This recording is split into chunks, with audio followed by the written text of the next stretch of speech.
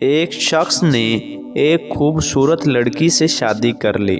وہ اس سے بہت محبت کرتا تھا، مگر ایک دن اس لڑکی کو جلد کی کوئی بیماری لگ گئی جس سے اس کی خوبصورتی روز بروز گھٹتی جا رہی تھی۔ ایک دن اس کا شوہر کسی سفر پر نکلا۔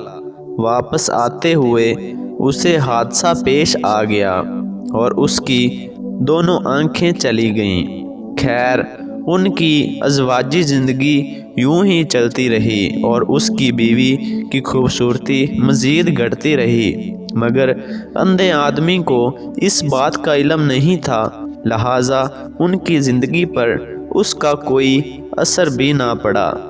دونوں ایک دوسرے کو پہلے کی طرح چاہتے تھے اور ایک دوسرے کا خیال رکھتے تھے۔ خدا کا کرنا ایسا ہوا کہ ایک دن اس لڑکی کا انتقال ہو گیا۔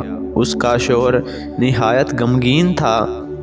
اس نے اپنا سب کچھ فروخت کر ڈالا اور اس شہر کو چھوڑ کر کسی دوسرے شہر جانے لگا تو جاتے ہوئے ایک شخص نے پیچھے سے آواز دی اور کہنے لگا، اکیلے کیسے جاؤ گے؟ اب تک تو آپ کی بیوی آپ کی مدد کرتی رہی، آپ کا خیال رکھتی رہی اور آپ کی آنکھیں بند رہیں۔ اندھے آدمی نے جواباً کہا، میں اندھا نہیں تھا، مگر اسے ایسا دکھا رہا تھا جیسے میں اندھا ہوں، کیونکہ اگر اسے یہ پتہ ہوتا کہ میں اس کی بدصورتی دیکھ سکتا ہوں تو یہ احساس اسے اس کی بیماری سے زیادہ تکلیف دیتا، اس لیے میں نے اندھا رہنا ہی مناسب سمجھا۔